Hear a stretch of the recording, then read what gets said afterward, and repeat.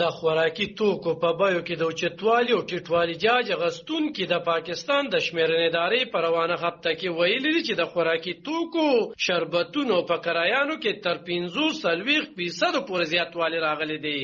دا په داسې حال کې چې د فروری په 28 د پټرولو په بیو کې 15 روپۍ کمې راغلی وو چې د پټرولو د 1 لیټر نوې بیه 280 روپۍ ته راټیټه شوه او د ډیزلو په قیمت کې هیڅ کمې نه ورغلې چې بیه 280 روپۍ ده.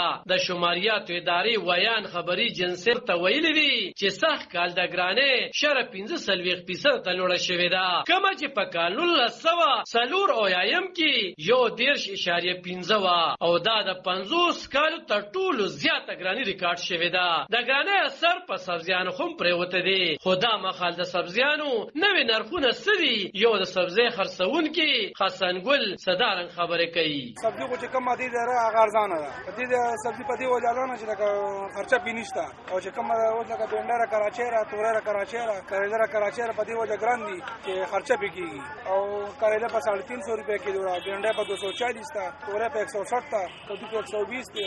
دا راغله سوداګان دا ګران دي. بل چې دې کې سوداګان ټیپر دي، گازر دي، بادرنګ دي، دا ارزان دي په 50 دی. ټماټر مردان دي په 50 دی. نو دا سبزی ګران چې دا بینډر ګران ده، کریلا ګران ده، تورې ګران ده، کدو ګران دي. دا کراچي نه راځي، حسن حیدرآباد نه. بینډر په 240 تا، کریلا په 350 تورې په 160 تا، کدو په 120 دی. اوس جوګان دي دا ارزان دي په 50 روپے کیلو، ټماټر په 50 روپے کیلو.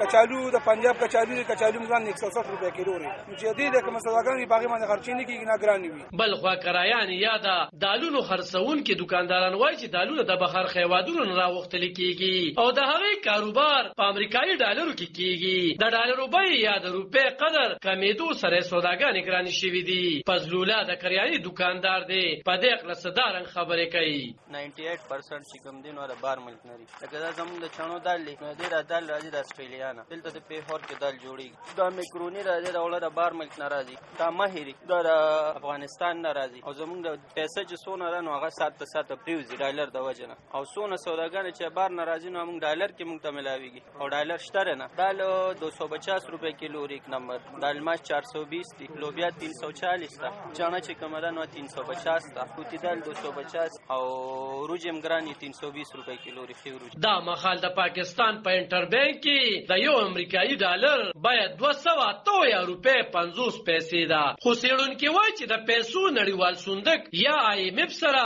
د شوي تړونونو اغېزې به نورې هم د عام ولس په جون پرېوځي او باید چې حکومت د عام ولس جون آسان کړي. علب خان شیرپو، دلبر نیوز 400.